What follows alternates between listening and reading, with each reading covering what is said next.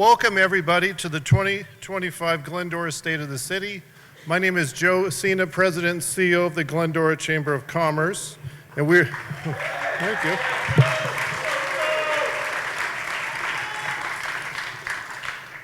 The Chamber is proud to partner with the City of Glendora and to help host this annual event, where tonight's event is your opportunity to engage with city leaders, to learn about current initiative, future plans, and with a keynote address from our very own mayor, Mr. David Fredendall. Let's give David a round of applause.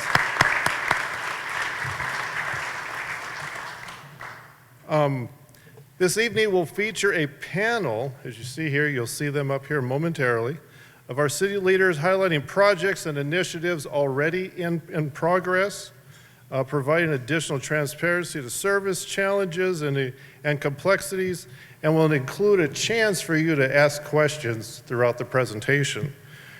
Now you'll see on your tables, there's these little cards that say State of the City on them. You can write your questions on those. You should have little pencils, and then staff will go around and collect those throughout the presentation. Also at this time, I'd like to thank our sponsors that helped make tonight possible. Now there's 3 different categories, so if you can hold your applause until I get through each category, I'd appreciate it. At our gold presenting sponsor level, we have Athens Services, Trans Tech, TKE Engineering, and Alshire and Weiner. Thank you.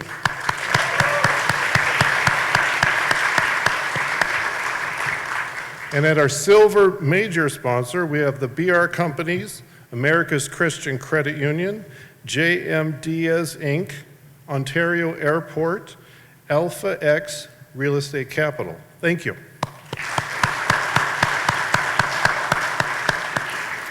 And then at our bronze level, we have SoCal Gas, Wilden Financial, ServPro Glendora San Dimas, Foothill Credit Union, PCI, Big Ben Engineering, and Mariposa Landscaping. Thank you very much. And also thank you to you all for coming out tonight and taking advantage of this wonderful opportunity to hear really what's going on in our city, because there's a lot more going on than most people know, and this is your opportunity to really be in the know, to know what's available, and to ask questions when they're up here in the hot seats. So stay tuned. Now at this time, I'd like to introduce our beloved mayor, Mr. David Fredendall. Mayor Fredendall has called Glendora his home since 1986 and proudly represents a 6th generation of his family to live in the city with roots tracing back to the 1870s as descendants of one of Glendora's pioneering families. You look really good. No. He and his wife, Maria, thank you for being here tonight, raised their son here, supporting his education through our local school system. Today, their son and his family resides in a nearby community. As a dedicated community leader, Mayor Fredendall has been deeply involved in youth programs for over 27 years, particularly through scouting, where he has served in leadership roles at local district and council levels. His commitment to Glendora's heritage also includes his role as a president and trustee of the Fairmont Pioneer Cemetery Foundation, where he oversees the preservation of one of the city's cherished historical landmarks. Please help me welcome to the podium Mayor David Fredendall.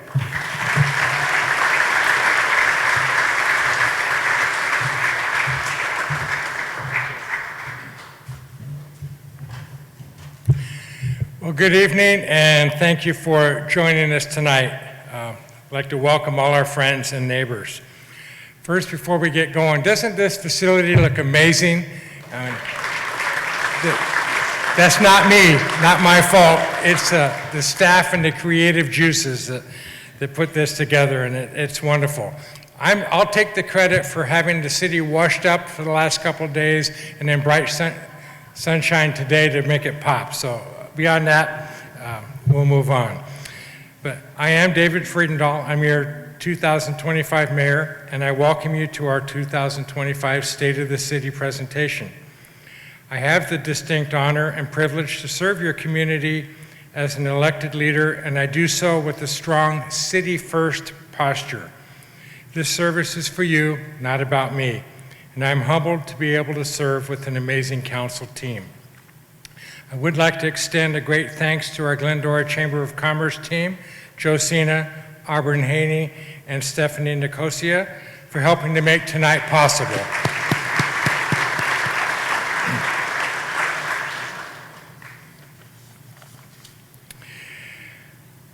I bring this evening and to my term as mayor a theme. The theme is honoring history and framing futures. The theme draws on the respectful recognition of the brave pioneers who came to this region and saw the vision to create this town, soon to be a city that we now call home. This must have been a great challenge, and the perseverance to take these hopes and work to create the beginning of what today we so much enjoy. Yet assume must have been easy. I can't imagine it being so easy. Many of you know that I have a great fortune of being a descendant, and as Joe divulged, one of my early pioneering family, the great fortune of being a descendant of one of the early pioneering families to Glendora. As a sixth generation Glendoran, I do not take this for granted, but rather view it with great awe and aspiration for what they hoped for and were able to accomplish in their times. My great-great-grandparents, Philip and Malvina Shorey, don't they look happy? Came to Glendora from Wisconsin in 1877 as one of the first 10 families or so to come to this area. They purchased a property at what is now the northwest section of Sierra Madre and Grand Avenues and established a citrus ranch, much as was the theme of the time. In December 1987, I'm dating myself. In December of 1887, their young daughter Edith married Mr. Charles H. Lee from Azusa, who was working in Azusa for the Foothill Ranch. The Foothill Ranch became the largest citrus growing concern in the San Gabriel Valley. It was owned by Mr. Jonathan Slauson. Charles and Edith were the first couple to be married in Glendora in 1887 in December.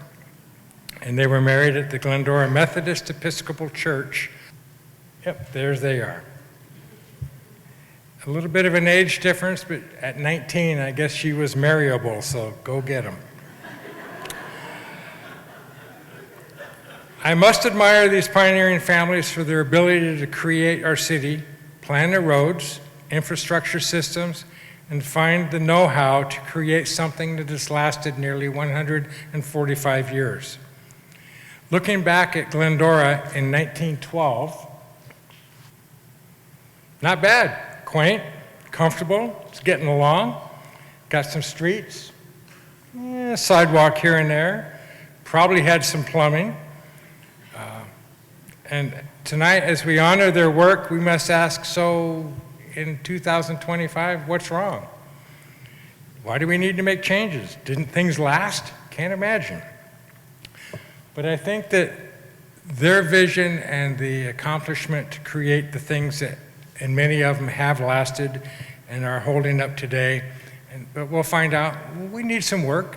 We need give them some love and to restore some of that, but that's not all bad.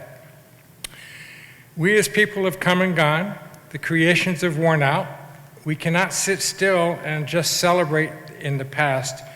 We must take those visions and move them to our future. We need to frame the future for the next generations to come and leave the next step of lasting legacies. To do this, we need to take the threads to make the new fabric of our city and build it for the future generations. While we rebuild and restore infrastructures, create new homes for those who will come, invite businesses to come and serve those new homes. We cannot be stuck in the past. We must be willing to reach for today's future. I envision a future that sees Glendora as the on-purpose destination of choice with a remarkable quality of life presence. We shall provide distinct steps above the offerings of many neighboring choices to those newcomers, and they shall exclaim, "Wow, do you see that?" Or really, do you see what you don't see? You don't see things that detract from our quality of life and the vision that we want. Wow, that's amazing. This is good.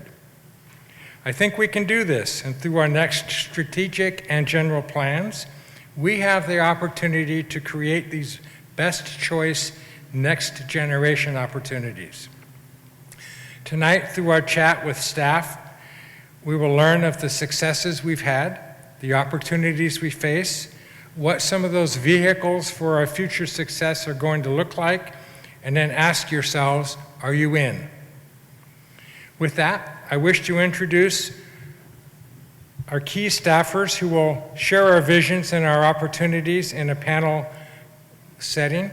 And I'd like to introduce our moderator, Marie Rishi, our Deputy City Manager of Administrative Services, and she will introduce the panel. Marie?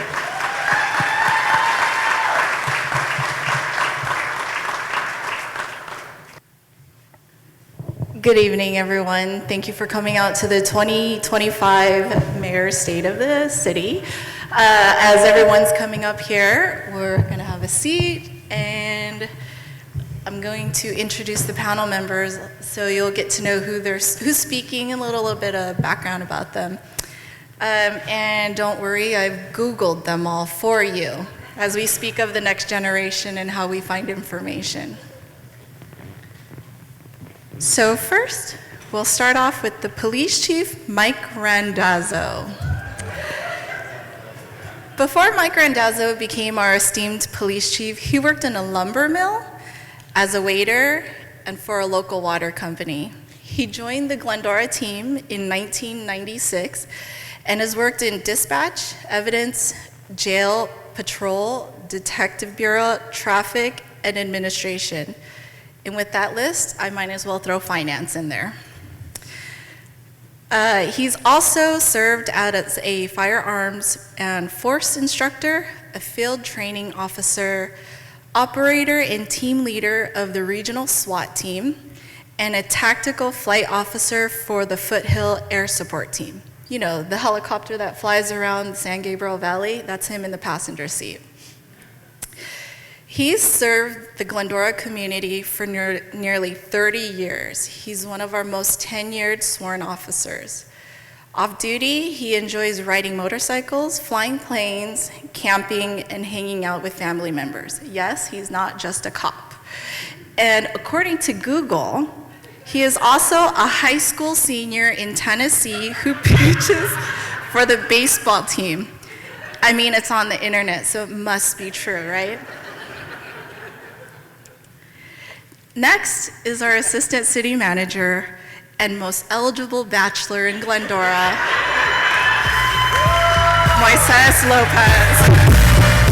Moises joined the Glendora team in June of 2021. He was so eager to work for Glendora that he left behind 15 years in the city of Riverside, where he was the Deputy City Manager, and has not turned back. His dedication to this community is evident in his daily 80-mile commute round trip that eats up at least an hour and a half to 2 hours of his workday. By trade, Moises is an accomplished planner, but he loves the city so much that he willingly takes all the gripes and complaints regarding legislative affairs, economic development, capital projects, and homelessness. During this discussion, you'll hear more about his outstanding accomplishments and contributions to our community, and he's also a smart cookie. He holds a master's degree from the University of Southern California, go Trojans, and a bachelor's degree from UCR. And last, but certainly not least, is our city manager, Adam Raymond. Adam became the city manager for the city of Glendora in 2018, fulfilling a lifelong dream he's had since he was at least 5 years old. The city council could not have chosen a better person. Since then, he's driven major initiatives, including a comprehensive homelessness strategy, organizational realignment, and capital planning reform. These efforts have helped the city save $55 million in pension reforms and has secured over $50 million in competitive grant funding for the city. That is free money for us.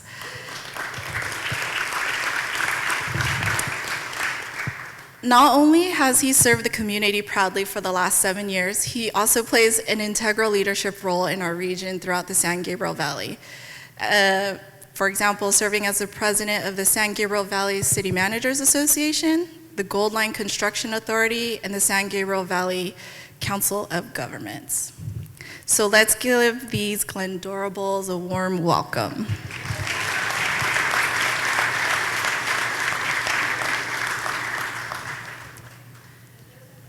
So now that we've got the formalities out of the way, let's talk about Glendora. The panel discussion is structured into 3 parts: where we've been, where we are today, and where we're going. We'll open up for questions at the end of the presentation, and I'll walk around and invite the mayor back up. So with that, Adam, would you please start us off by giving us some background on Glendora's history as a general overview? All right, good evening, everyone. Thank you very much for having us. It's the last time we invite Maria up here and give her a microphone. So, a little bit, we won't go as far back as you went, Mayor, but when we incorporated, we had about 700 residents. We grew by a massive 650% over our first 39 years. Over our next 40, we grew by 1,100%. This growth post-World War II was very normal. Rapid expansion, residential communities, suburbia took root. Glendora is very similar to many cities across the United States. In the last 35 years, we've grown by a whopping 4%, which is also normal. It's flatlined of growth, especially the closer you get to major centers, Los Angeles, for example. Population growth, there's only so much land you have and use of that land, especially when it's suburban build, there's limited growth. So believe it or not, at one time in 1968, when we were planning for the next 20 years, we thought there would be 80,000 Glendorans, and I'm sure the school district wishes, but 23,000 school-age children. So, and what this building and all in one time turned into, and if we wouldn't mind moving forward, is there's a headline here from a 2002 LA Times article, and it may have been written today. And what that article goes to say is with the rapid expansion that we had as a community, that all of that infrastructure comes due at one time. And I see all the engineers in the room kind of slowly nodding their heads. So, you know, we have roads, we had water lines, we have major infrastructure all built at the same time, and guess what? It's all failing at the same time too. And so we have had to find ways, we need to find ways to move forward with some redevelopment in certain areas. You know, a lot of our communities and a lot of our areas were built in the 60s, and that was sometimes the last time your street's been paved, some of you. And so we have some of those challenges in that article, like I said, 25 years old almost now, and it could have been written today. Great, thank you for the history lesson, Adam. Moises, how does the population trends play into the growth of our community? Well, as Adam kind of touched on, you know, the development pattern for much of Southern California included Glendora, and so as people moved easterly, we saw a lot of more suburban development, particularly post-World War II. And so when you moved out here, you got a bigger house, you got a bigger property. We also got bigger, wider roads. We had longer water lines.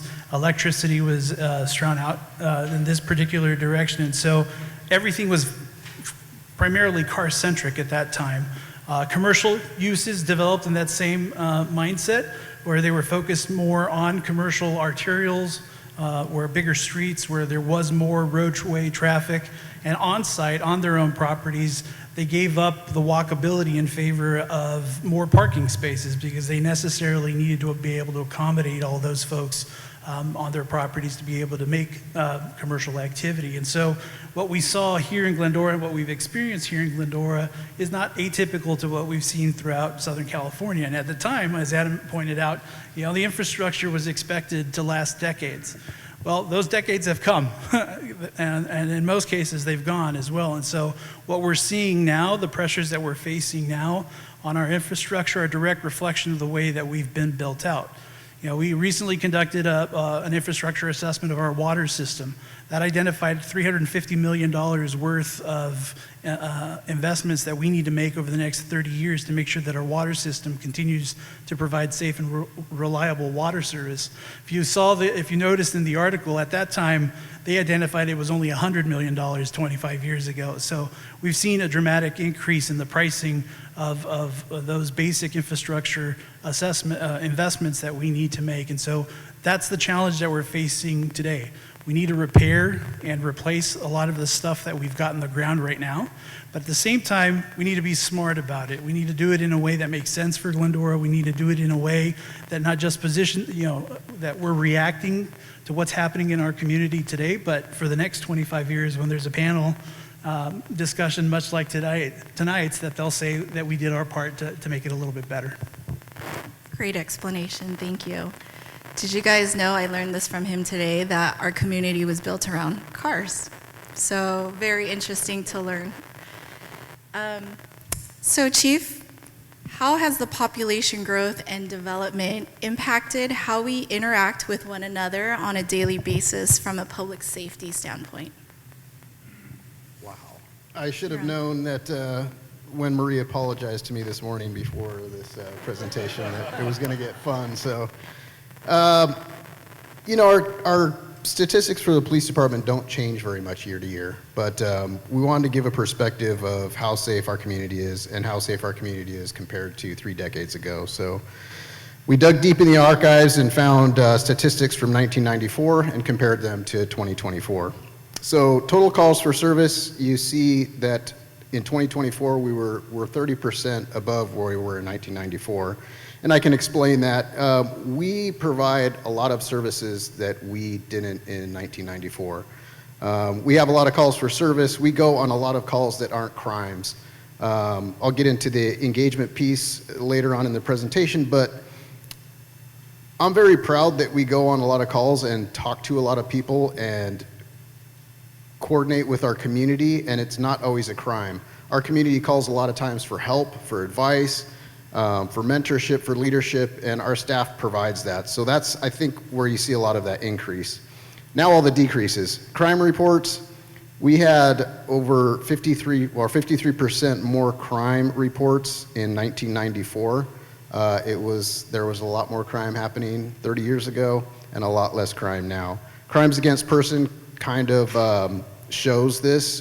These are violent crimes and other crimes that aren't property crimes, and we're 20% lower than we were 30 years ago. And then total arrest. We arrested over 2,000 people in 1994, and last year we arrested 1,377, so 36% decrease.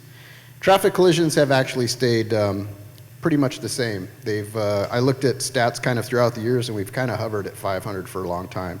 And also keep in mind, the 1994 compared to 2024, essentially the same population and the same number of police officers that we have now and then. Thanks, Chief. A great man once told me that numbers lie and liars use numbers. Not that I'm calling you a liar, Chief. But your statistics show a decrease in crime from the years, but it's hard to ignore that in 2024, Gascon was our DA for LA County. What percentage of that would you say is attributed to the fact that he wasn't prosecuting crimes? Or what, if anything, the legislature has an impact on these numbers? So the Glendora Police Department didn't really change over the time. We had some challenges with Gascon. We've had challenges with our state legislature. Thank you, table number 3, for being here. I've been in contact with all of you. I'll get into the mood a little bit of the state legislature. The mood is completely different. One example is our Racial Identity and Profiling Act of 2015, which was AB Bill 953, if I remember correctly. And the California Chiefs, along with the sheriffs and PORAC, are supporting an amendment bill, AB 284. Look out for that one. But that will amend some of the issues that we had with 953 10 years ago. So the bills that have been recent in the past and the mood in the legislature this year and in the future, we are very optimistic for that. The DA's office, we're moving forward. Our new DA, Nathan Hochman, is very supportive, and I just sent out a few emails and made some presentations, and the message from the DA's office is, or my message on him is, he is already making good on his promises. He is more engaged. We've had more engagement over the last few months than we've had over the last few years. We're talking with Mr. Hochman as well as his top leadership almost on a weekly basis with LA County Police Chiefs and San Gabriel Valley Police Chiefs, and he is making good on all of his promises. There is a massive backlog of cases. Getting back to answer the question, the Glendora Police Department never changed what we do. We didn't have less arrests and we didn't present less cases. We still made the arrests, we still investigated the crimes, and we presented those cases to the DA's office, some of which are still sitting at the DA's office because of the backlog, and it's not Mr. Hochman's fault. He is working through that backlog. But our arrest stats and crime stats and all those stats were not affected by DA Gascon because we didn't change what we were doing. We still continue to investigate crime, prosecute as much as possible, and present all those cases to the DA's office. Great, thank you for the explanation, very reassuring. And too bad we didn't have the sound for Special Victims Unit at that point. So now we're going to talk about where we are now and what the city is doing to help and serve our community. One of the hallmarks of a great community is to have an understanding of the community we serve, the likes, the dislikes, and the wants. So Adam, can you share with us how we do that as a city? Thank you. So this city, since 2011, has done a scientifically valid community survey. And the most recent one we received in February. And so, as Glendorans have since the inception of the survey, they find Glendora a wonderful place to raise a family. It has a great quality of life. Less is nice to retire as housing has gotten more expensive. Glendorans would like to see some improvement as a place to work and places to dine and shop. However, I think the really important part here is more than 80% of Glendorans for the last 14 years now have said this is a wonderful community. As Marie mentioned, one of the hallmarks of a great agency is getting honest feedback. And so one of the ways we do that is to ask community about our services. And overwhelmingly, almost 80% of respondents think we provide really great service across the board. We receive especially high marks in library services, the police department, recreation and human services with our youth and senior programs, online services, and trash.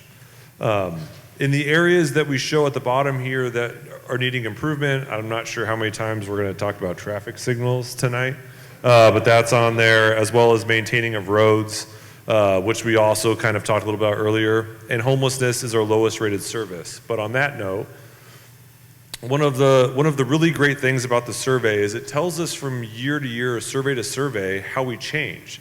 And the largest change that we made as an organization was more than 10% more individuals thought we handle homelessness better now than what we did in 2022, and significantly better than previous years. And so one of the challenges, and this city spends millions of dollars a year on homelessness, and I'm sure we'll talk a little bit about that later, but what gets funded gets done in this community. And so the city council has really pressed staff and has done a wonderful job allocating funds and resources to ensure that these services are done well and there's meaningful results, and that showed here. So the city continues, as you will note on this slide a little bit, is highlights the areas where we've done a great job or better than previous, and also at the bottom there, maintaining traffic and streets, we've seen the lowest increase in unsatisfaction, but don't you worry, we'll talk a little bit about that later too. You know, one of my favorite things about the community survey is we ask an open-ended question. And we say, hey, Glendorans, tell us what's the one thing we can do to change your quality of life? And this time you all answered, I don't know. Everything's fine. What's remarkable about that, between I don't know and everything's fine, is about 0.25% of our city.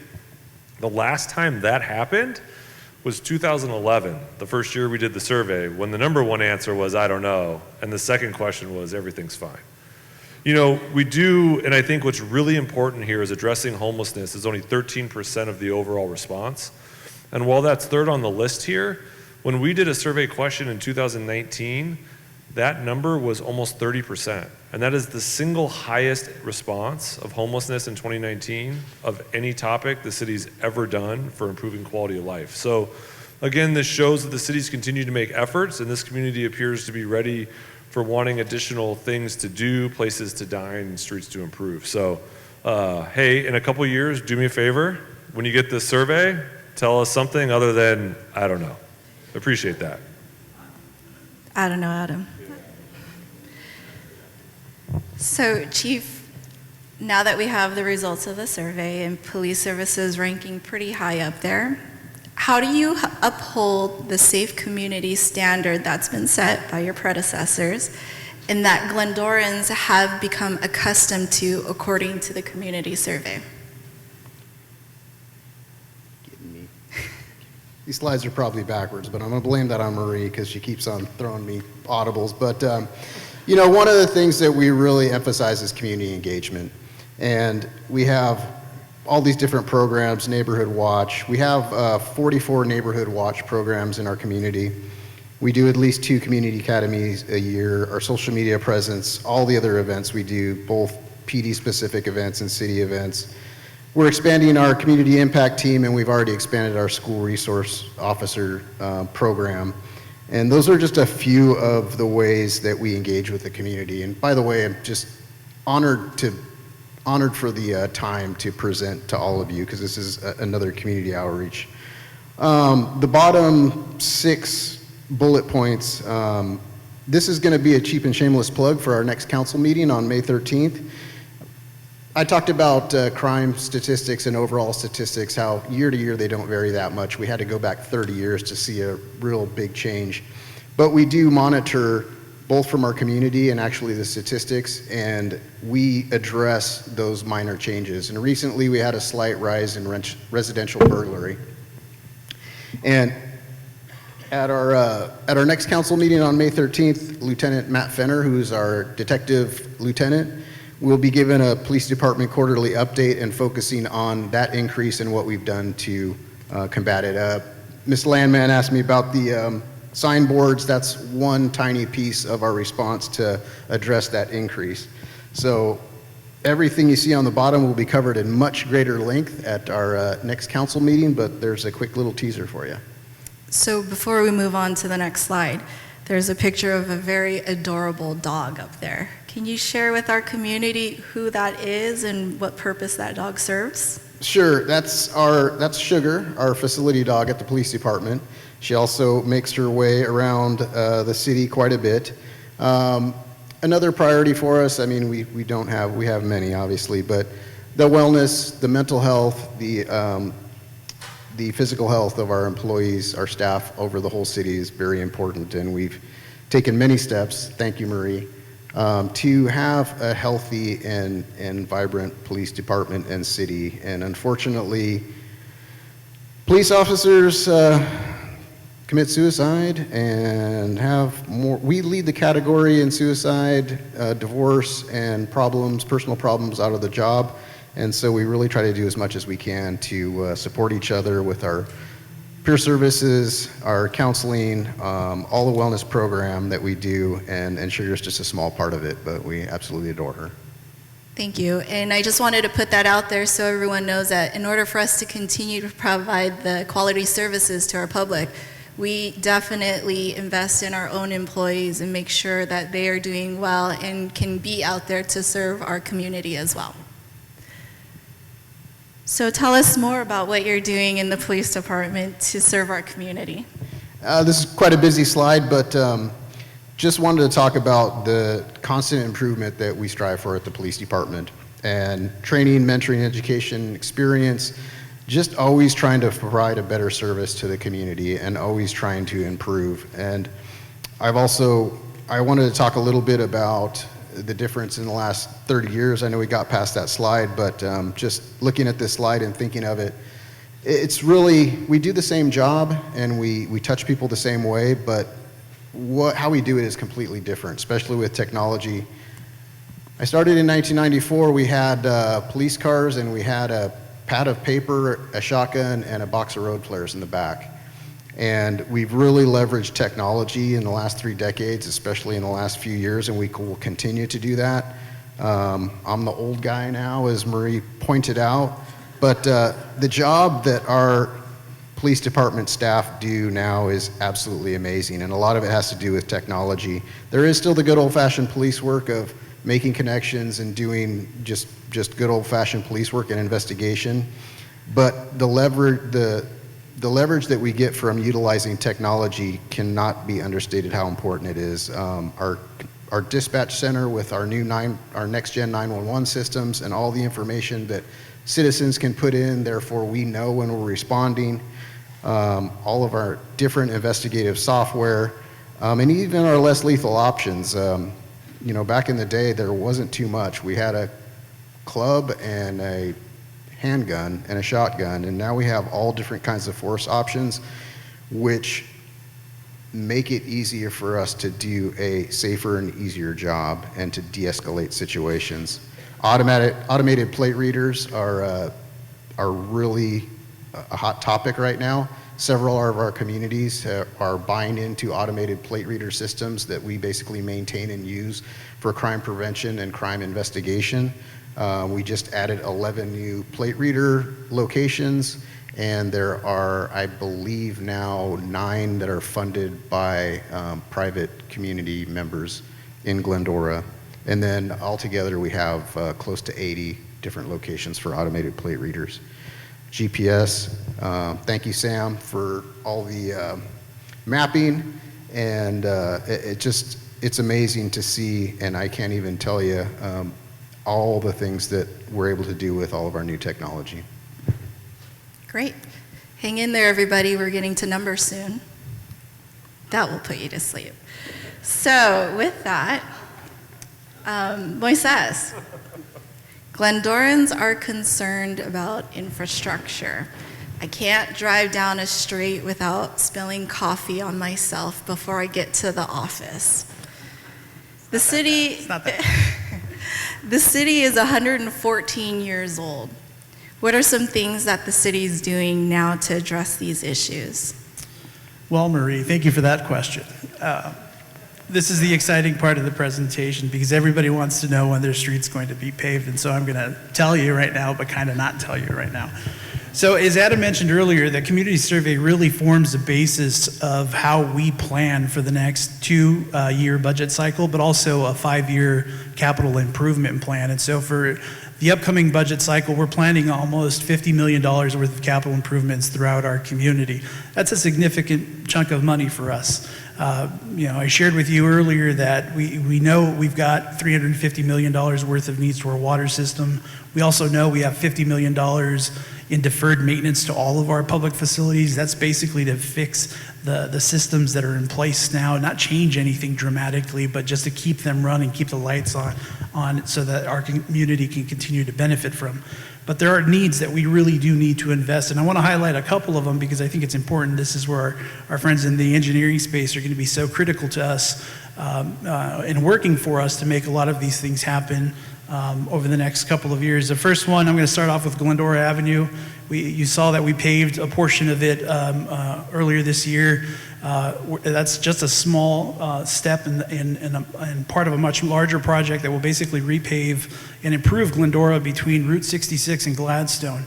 There's a lot of infrastructure work that needs to happen in that place underneath. We're going to be replacing water lines. We're working with our friends in the gas company to relocate some of their infrastructure as well. We're working with Edison, Caltrans, Army Corps of Engineers. So it's going to take us a little bit of time to make sure that we've got all the pieces in place, but that's a $10 million investment that we're hoping to complete over the next 2 years.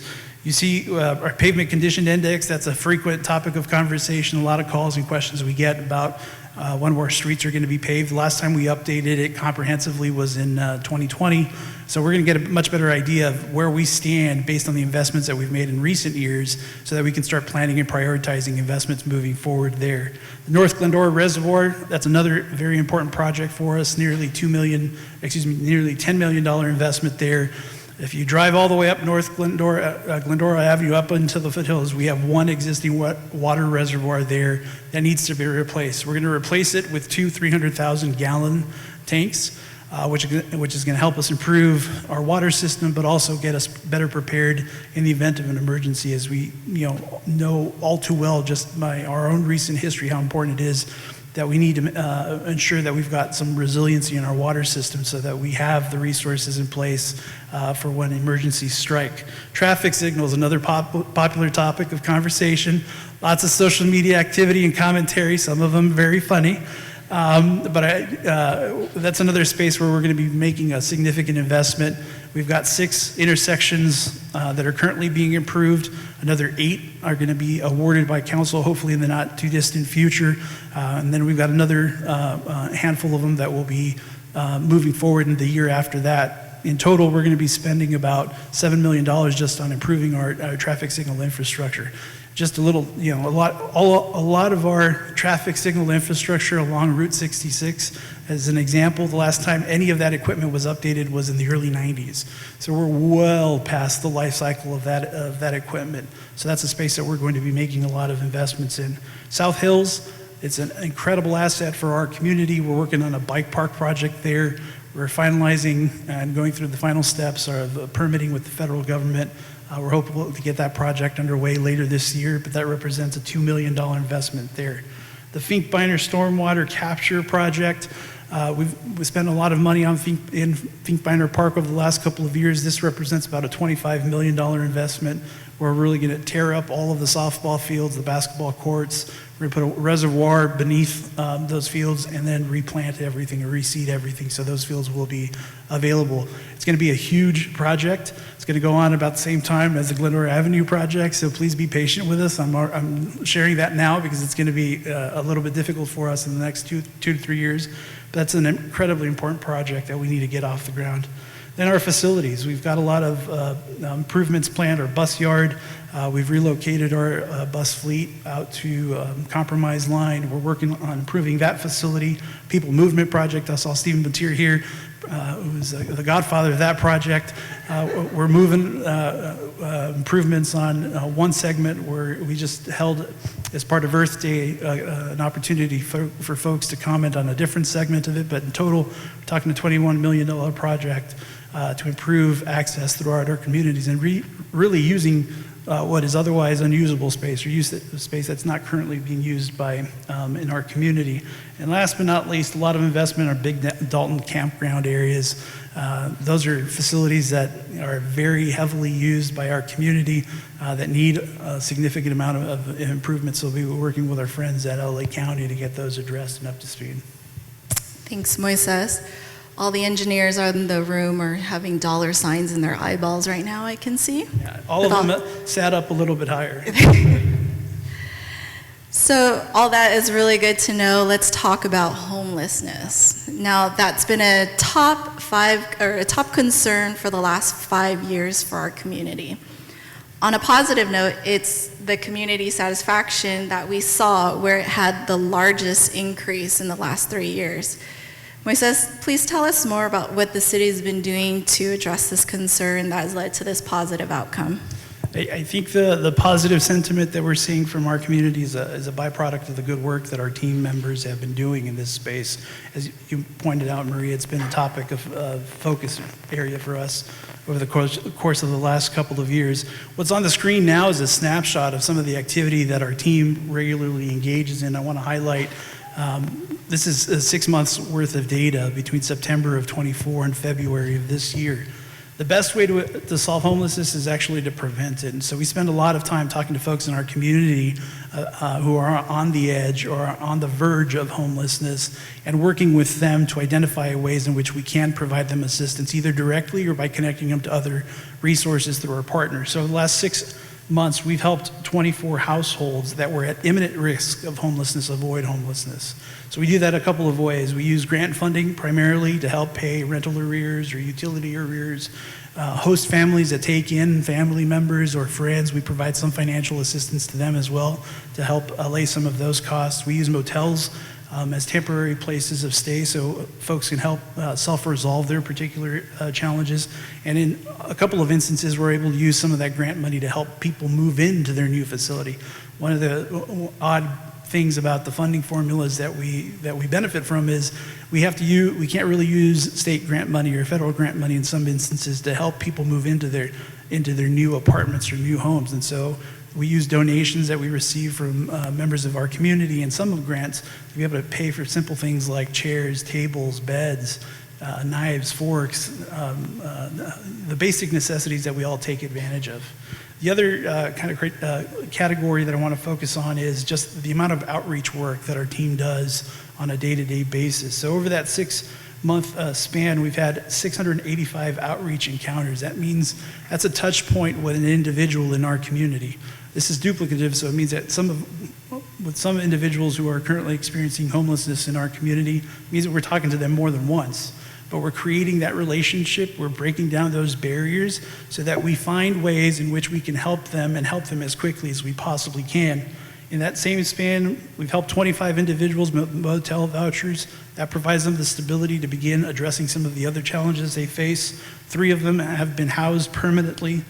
We've been able to move folks, 17 individuals into interim housing or transitional housing as it's referred to, and 2 individuals have accepted assistance through substance abuse programs. So we're making progress. We're really conscious of the fact that there still is a lot of work to do in this particular space, but I'm confident of the team and the programs that we have in place to begin to better address all of that. Great, thank you. So what about the continuum of services? What happens after you have an outreach? Yeah, the graphic that you see there is a very general description of kind of what happens from the moment we interact with an individual on the street through outreach to the place that we have them ready to move into their permanent home. And so under the outreach category, you see some of the actors that are partners with us. LA CADA, we have 2 staff members from that nonprofit that conduct our primary outreach program. CIT is our community impact team. Those are 2 police officers that work with our outreach team. We've got RHS, that's our recreation and human services staff. We've got 2 staff members that are dedicated to that, 3 staff members at times.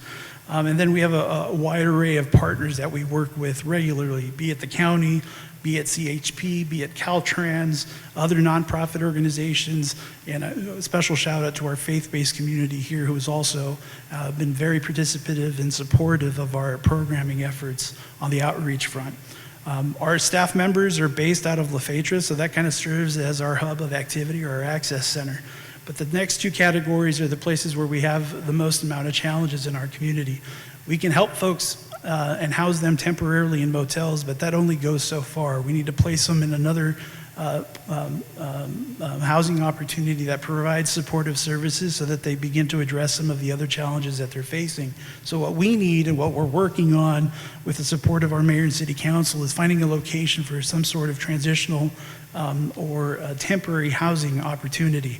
By equal measure, that housing is temporary, as the name implies, and so we've got to find a place where we can move folks in on a more permanent basis so that they could further stabilize and hopefully move into a market-based unit into the future. Those 2 areas are works in progress. We hope to have some more concrete information for our community in the next couple of months. I know we have a couple of staff members who are working very deeply in that particular space. But I didn't want to talk about homelessness without talking about Measure A. That's a half-cent sales tax that the voters of the County of Los Angeles voted on in November. We're anticipated to receive a direct allocation of about $190,000 this year.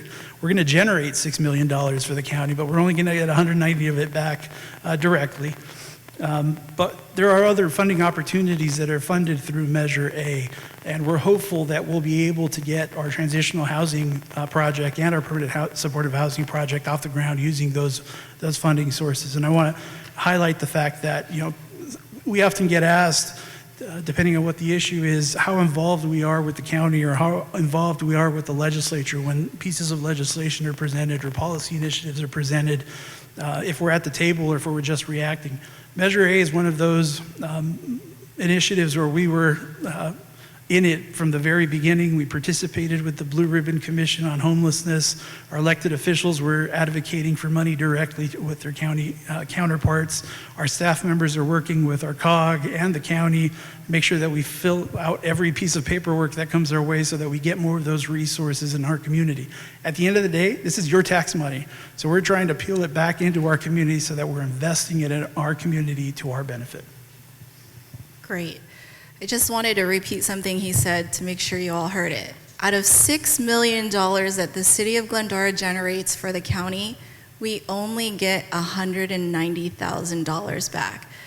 But the city council has done a really great job of listening to their constituents and implementing policy in a progressive and stable manner. And I believe we all appreciate it, as can be illustrated in the community satisfaction survey.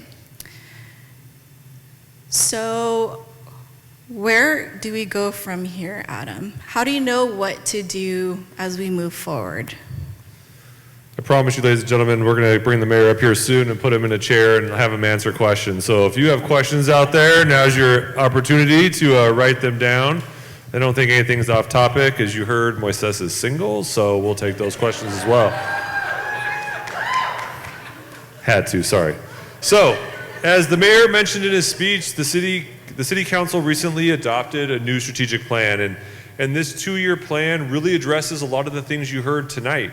We've really transitioned in this plan. It is a lot of work in progress. We looked at community surveys, we looked at street studies, we looked at infrastructure of our facilities, we looked at plans for the water division, we looked at plans for parks and master planning for trees, so on and so forth, and really a ton of community impact. And the plan that's here, and you can view it on our website, highlights 5 major areas. It talks about how we build things for the future and sustainable infrastructure. How do we combine water projects with street projects to ensure that the streets will last for a long time? How do we make sure Glendora is a place that people want to come visit? How do we revitalize our commercial centers? How do we show when you come into our town, you're like, thank goodness I'm in Glendora. It feels like Glendora. It looks like Glendora. We talked about suburban living and how that's written up there, about how certain areas we need to zone for intensification to preserve the quality of life in the city. How do we provide ourselves opportunities of housing for all income types and revitalize our commercial centers so there's more places to eat and more places to dine? And I think you've heard here, and you've heard it a few times, is we have a lot of needs in our city facilities.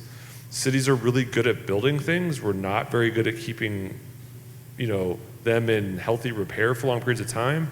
And while we've added foundational resources, we've added generational money the last 5 years into our facilities, we're going to need the community's help in this endeavor. And this plan helps lay that out. And last but not least is staff and technology. City Council wisely invested millions of dollars in technology that benefit you. Helps you have greater access to your community. It helps staff perform jobs better and quicker. And it ensures that if you need information or you need services, they will be at your fingertips. So we encourage you to look at our strategic plan, which dovetails with our 2-year budget. And while our next 2-year budget cycle won't start till July, there are some impacts that we will face as a city. I want to say no matter what's on the slide, your city is in great financial position. We have a AAA rating. We continue to put money away in reserves, but there are some pressures. Like many of you have seen, we estimate sales tax will be down about $1.35 million from our initial projections last year, and that's largely a slowdown in the market. I'm sure many of you feel it at home. You feel the impacts of inflation, and so we're projecting there's impacts. And I'm also sure, like many of you, your insurance has gone through the roof too. Same with the city. Our insurance is up $1 million to $1.5 million year over year. And that is already $1 million more than it was 3 years ago. And so as those pressures and challenges that we continue to face, we know all of you face those too.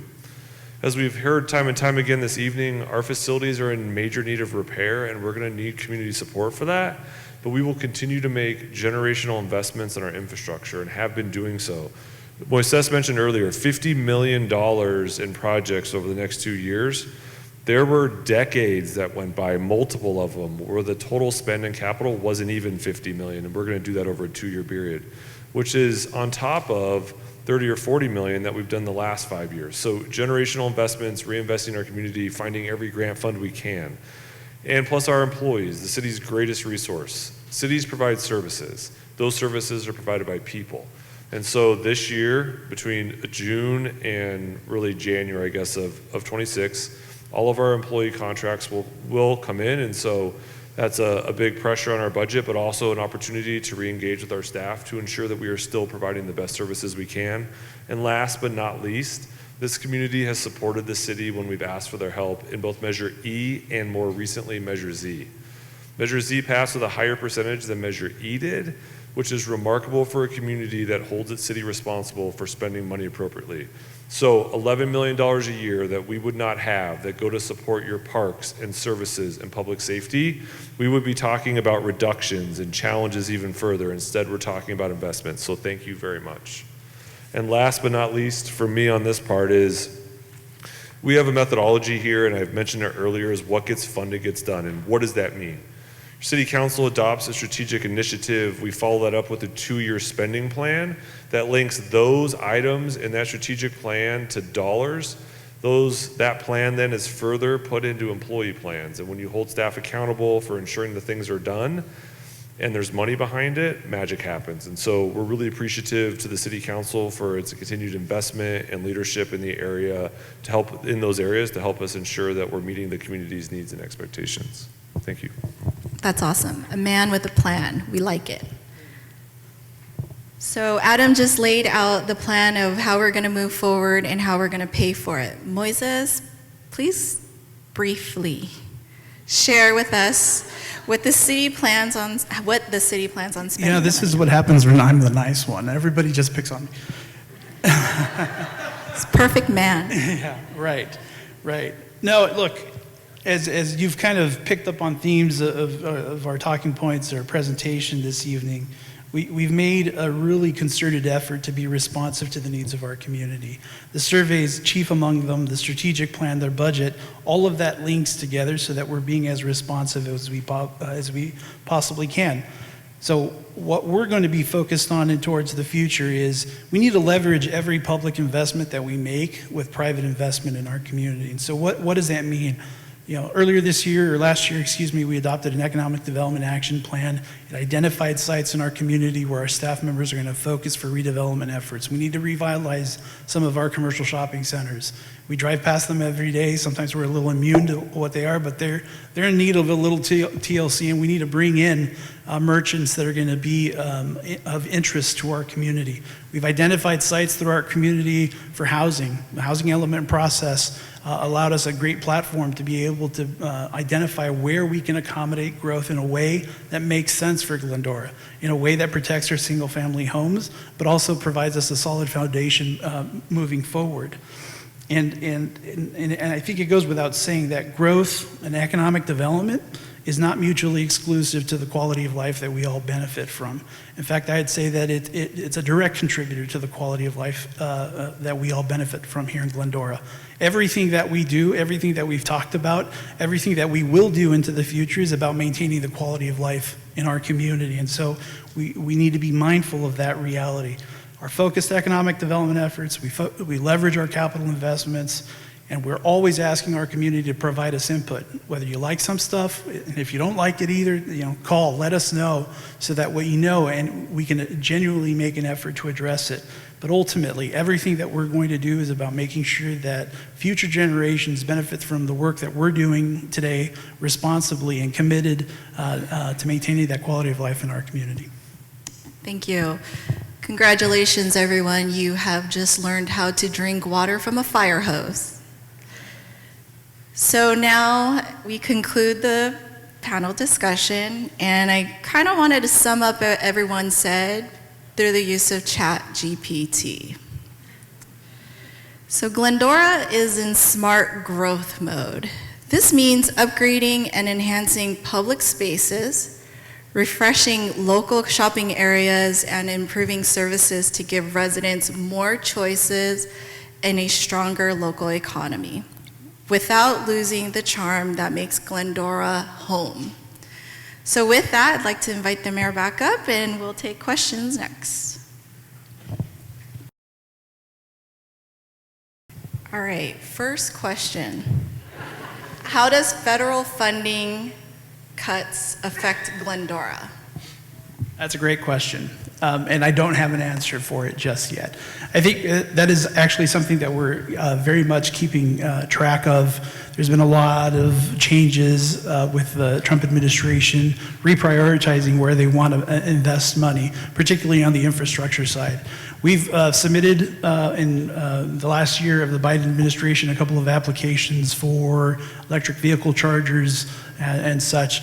We haven't heard that they've been cut, but we also haven't been told that the program still exists, largely because we're having some difficulty contacting folks. So it's kind of a wait and see for us to see what the direct financial impact is. There are other opportunities for us to work through the federal government to submit grant applications. As soon as those documents typically are prepared by the new administration, then we look to see what we're eligible for.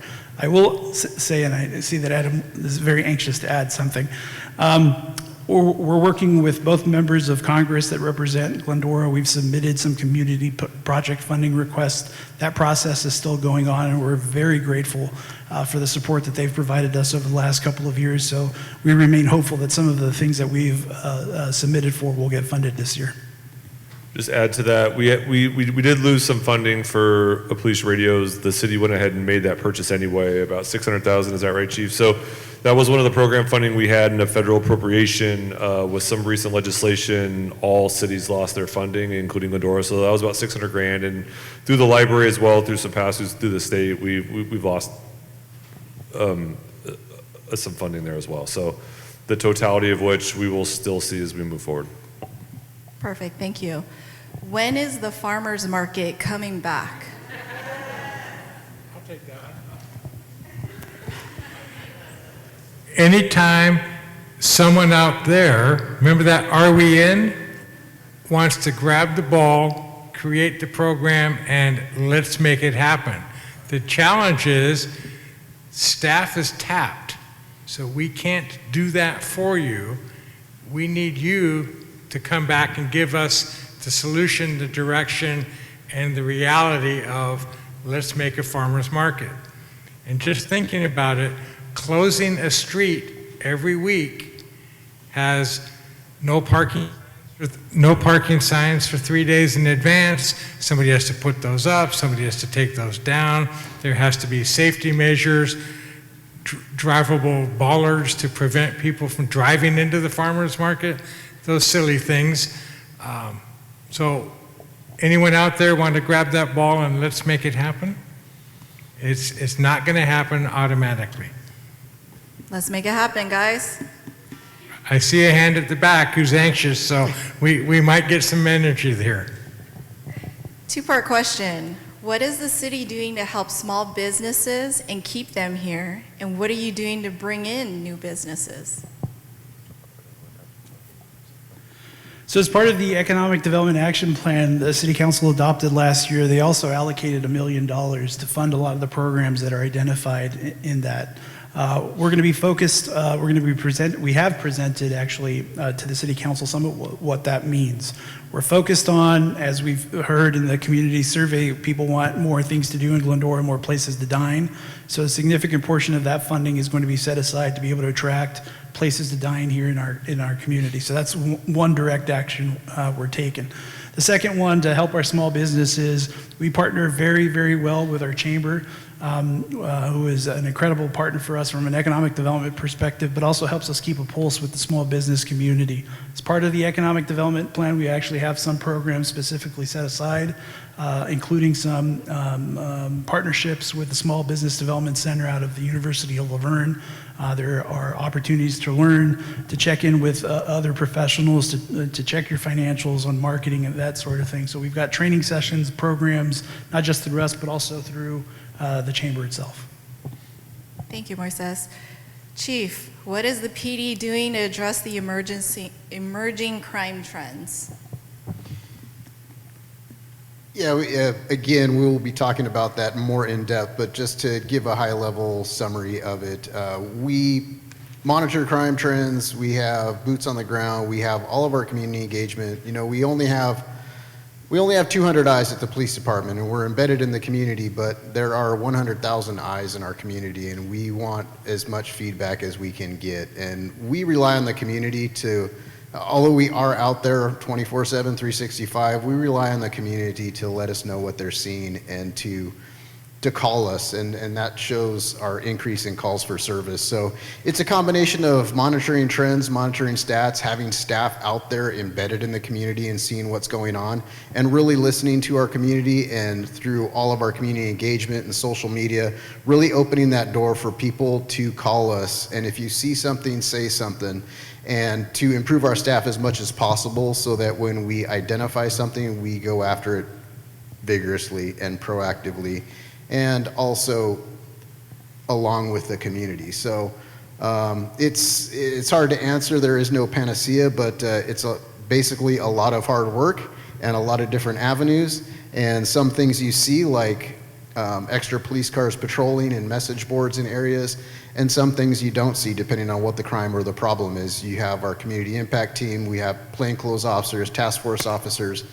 Recent community meeting, we talked at Morgan Ranch, and they're like, what exactly are you doing? And I kind of said the same thing, and they're like, can you give us some examples? Sure.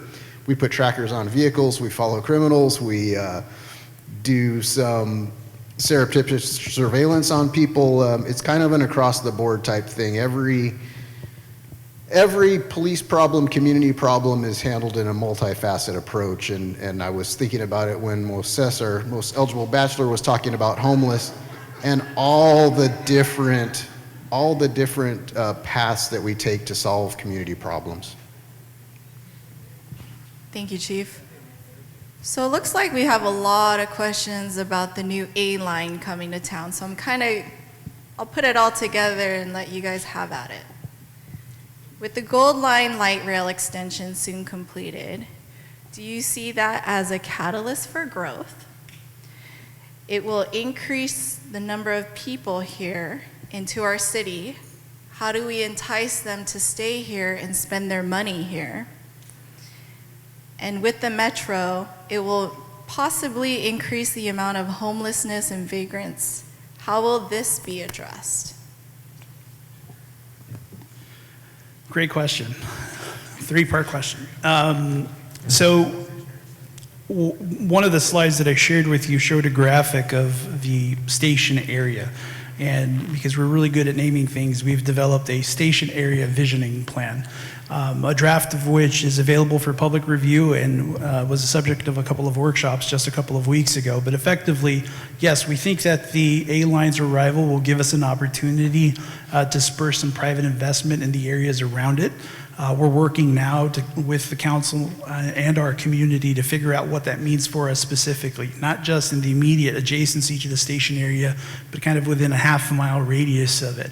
So I talked about capital improvements and improvements to the public rights-of-way. Part of the first last-mile improvements that we're making are designed to basically extend the look and feel of the Glendora Village from Foothill all the way to Ada. So wider sidewalks, some alternative mobility opportunities, lots of landscaping, lots of pedestrian area focus so that when folks step off the train and want to spend some time here in Glendora, they enjoy the charm of our community and are just a block or two away from a lot of commercial shopping opportunities. So it is an area that we're focused on as an economic development opportunity. The second point, I'll do you want to answer the homelessness question, or do you want? Sure. Go ahead, Sure. start it off. So, I'll back you up. all right, perfect. Metro itself is putting a lot of programs in place to be able to better interact with folks that are experiencing homelessness that are on the train. As I shared with you, we've got a lot of programs in place. We've got teams in place to be able to deal with this challenge here locally.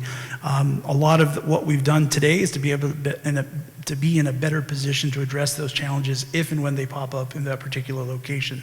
We know that there's bound to be some spillover. We don't think it's going to be as bad as most folks, but if something pops up or we need to address it from the homelessness perspective, that we've got the people and tools in place to be able to deal with it effectively. Yeah, just kind of to expand on that, there is a plan for there to be a Metro Police Department. It will probably take about a decade, and we'll have about 1,000 police officers. The chief of police for that agency has already been hired, and they're standing that police department up as we speak and over the next years. Some of that, right now, that will be contract services, mostly provided by the Sheriff's Department, but we've already partnered as this whole process has gone along. We've partnered with our future policing partners on that and our current ones. And we've started some programs so that there will be more of a presence, more of enforcement, and more basically checking of tickets than we've done in the past. We've also had the support to expand and continue to expand our community impact team. By the way, I wanted to mention this. The approach is so multifaceted, so varied, but it truly takes a whole team, and every city staff member at some point or another works on homelessness. It has something to do with it. But I did want to mention two special people that are basically our unsheltered all-stars, and it's Eric Durmeyer, who's not here tonight because he had some personal matters to attend to, but we do have one great celebrity all-star, and that's Officer Ed Meeker, sitting over there at table number 6. Ed, oh, and Debbie's also in the back too, Debbie Lopez, but we have so many people that have done so much good work, and like I said, it's not easy, it's very challenging, but also the dirty little secret that we've talked about in public is the way the train operates now. If you don't know, if you're not aware, the train ends on our city border in Azusa, but it's actually right next to Citrus College. At the end of the night, anybody that's on that train gets pushed off of the train, and a lot of those people make their way to Glendora, which has been very problematic for us in the past. And our city staff, and especially our PD staff, has done as much as we can to help hold the carrot and the stick out for our unsheltered population. So we obviously try to help them and provide services, but we're also holding them to the letter of the law when they're causing problems and the problem needs to be addressed. So we are kind of hopeful that when this section of the train opens up, that last stop and what happens basically on the border of Glendora and Azusa right now, when the train line goes through, that is going to happen in Pomona. So we're kind of hopeful that that problem is going to move past us. But we will be right on top of it, like I talked about, monitoring trends, crime stats, listening to our community. We'll continue to do that. We already have some proactive things that we're going to put into place, but we will be monitoring it as it opens up and address any problems that are unforeseen as they arise. As many of you know, I did share Glendora first. I'm not a politician thing. I don't do that well. But I have had the ear of the CEO of LA Metro, Stephanie Wiggins, and the chair of the Construction Authority. And my word to them was, if it's not a good experience, we will not ride. I think they've heard us. They are working very hard to make the issues that they've experienced since COVID get remediated and turn that into a good experience and make that ride worthwhile. Otherwise, they're spending a lot of money for a train to ride empty. So I think that's coming. They're hearing us. They're going to continue to hear us, that it must be a good experience or the noise is going to be loud. So I'm optimistic. Thank you, Mayor. I'm going to give you panelists a little break. The next question is, what is the current status of the military banner program? And our Recreation and Human Services Director will answer that, John Aguirre. The program is run through our Glendora Community Services Foundation and administered through our Recreation and Human Services Department. We have applications online, or you can come into City Hall and fill out an application. The banners go up on Route 66 and Grand, and they stay up as long as the service member is in active duty. Once they have left the duty, we have then a night where we bring them and the banner, and we give them the banner for their service. So if you are interested, you can come over to our City Hall, to the Community Services, or Recreation and Human Services Department, and pick up an application there. Thank you, John. Next question is about housing, and it's two parts, so I'm going to combine them both. What steps is the City of Glendora doing to address housing affordability and increase housing options at different income levels? And the second part, how much more high-story dwelling units will be approved, or can we retain bedroom community feel? I like that one because it was completely contradicting. Or do you want to This is why the mayor gets paid all the money right here. Yeah. I will share that we do have sites identified, zoning willingness if the right developer comes in with a workable plan.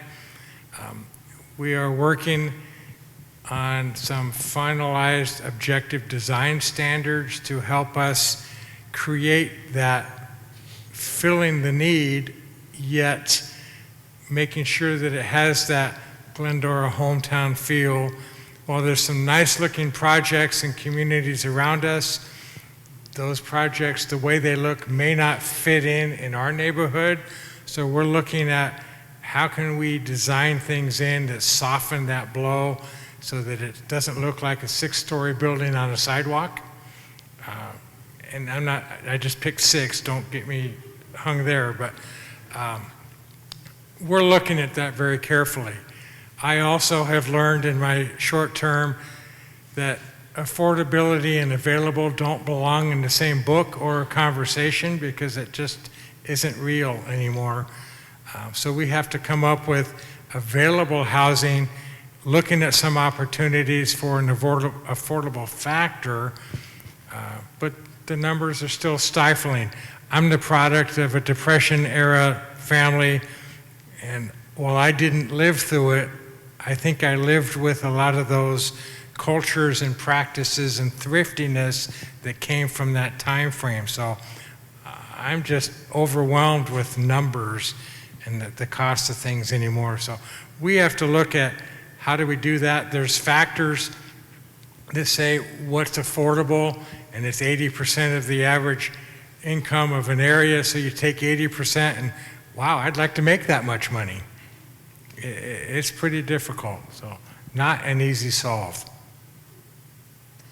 This one is on infrastructure and our roads. To improve community wellness, are there any plans to build walking trails around like a theater or pedestrian zone? I'll turn, I briefly mentioned it as part of the presentation, but the People Movement Project is a combination of two kind of project areas. One is urban trails, so all our flood control channels kind of bisect our city on a diagonal from northeast corner of our city to the southwest corner of our city. We're working with our partners at the Army Corps of Engineers and LA County Flood Control to pave a side of it, make it all pedestrian accessible, bicycle accessible, so that folks can kind of connect from one part of our city to another. And actually traverses a lot of, and it's very close to a lot of our commercial areas, so it will connect our community even more deeply. The other portion of it is our first and last mile. Those are improvements to our public rights of way around the station area. Some of what I mentioned earlier about extending the look and feel of the village south to the station include improvements in those particular areas. But as part of our kind of a more holistic look at our mobility throughout our community. In about, I'd say, a year's time, we're going to be working on the circulation element of the city, and we want to make sure that we look at this holistically because we've been working on it from a project-by-project basis. So we want to make sure that we're accommodating all the cars, all of our public transportation options, our bicycles, and yes, even the golf carts, because they're in our community, they're going to stay in our community, and we want to make sure that folks are using them as safely as possible. Awesome. Last question. This refers back to the presentation on the capital projects budget. Where did the $50 million funding come from?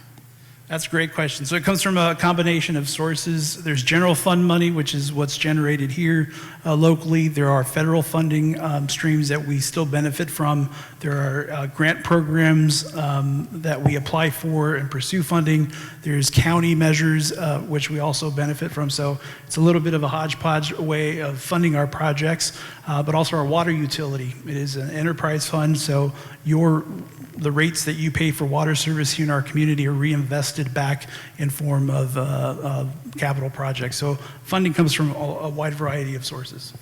Sorry, one last one because it came from a city council member. So for all the panelists, besides getting to work with an amazing city council, what gets you up in the morning to come to work and serve our community? Go ahead, Chief.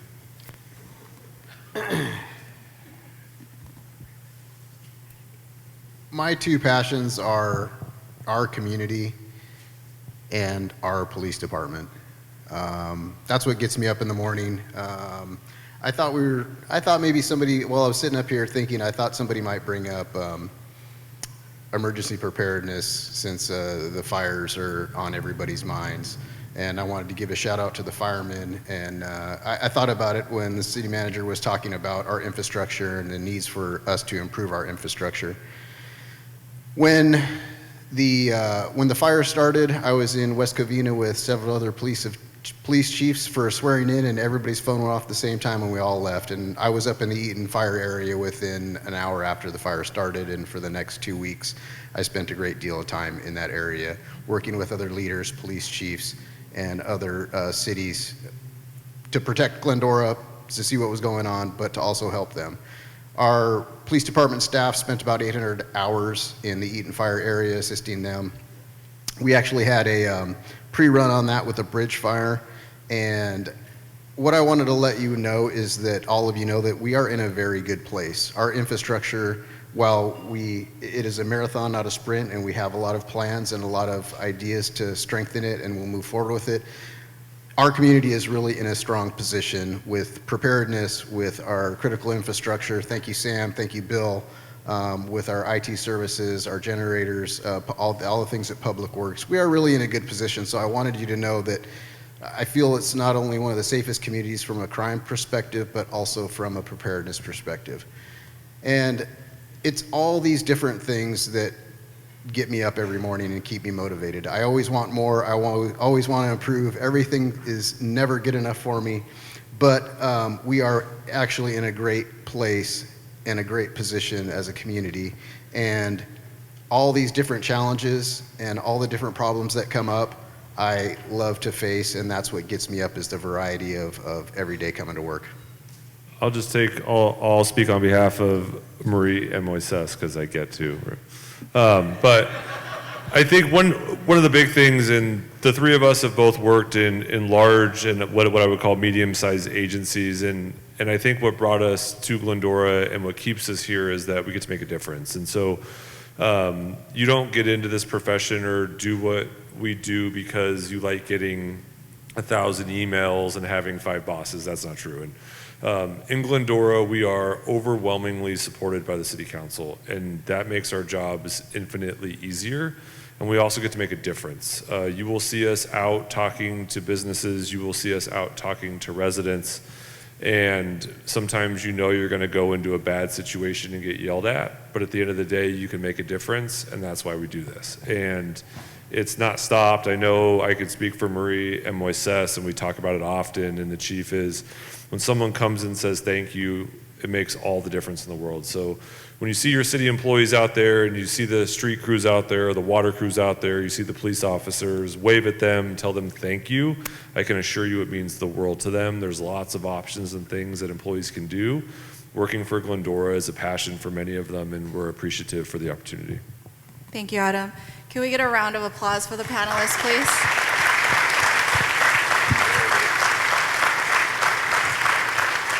So now we'll have the mayor close us out for tonight. Thank you, everyone.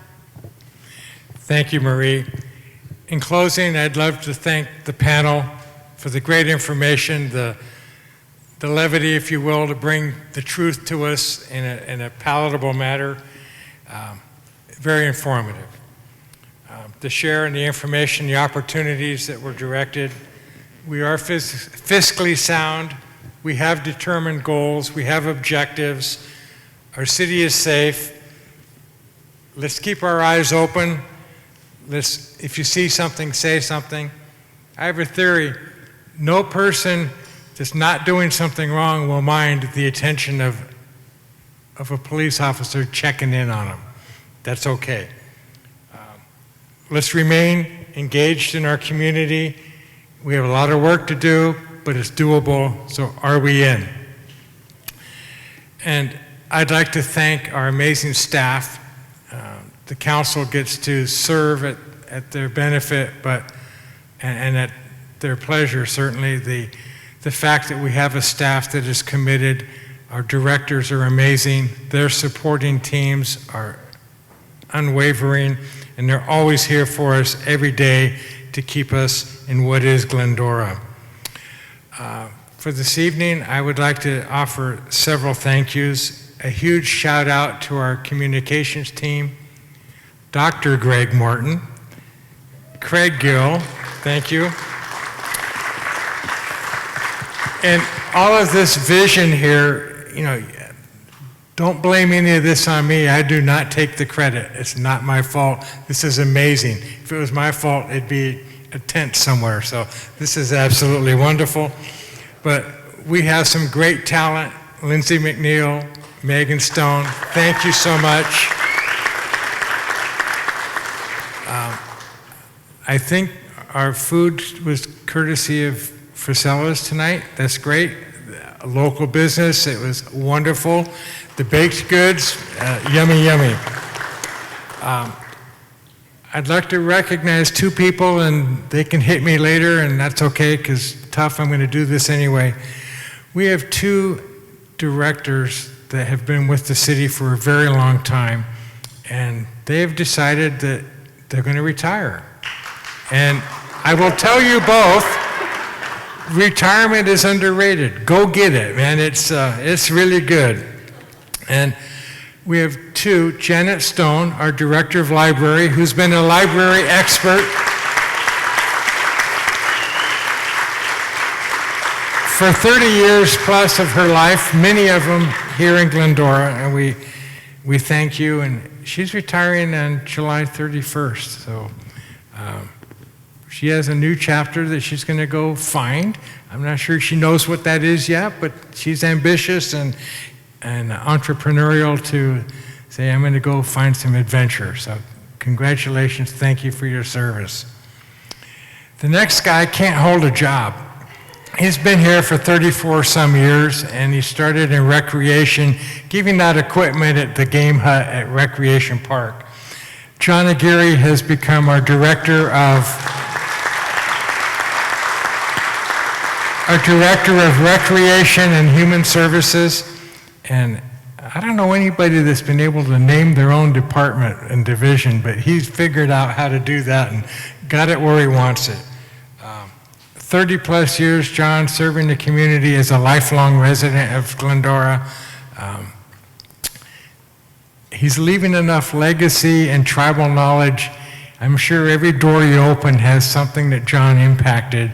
So the answers will be there, and we're not in trouble, so that's good. John, congratulations on your end of the year retirement, and I'm sure we'll find him on the golf course a little more than what he is enjoying today, but thank you for that. Lastly, certainly the Chamber of Commerce again, and all of our sponsors in the room that we depend on, business partners, great partners. So for all that you do for the Glendora, thank you very much.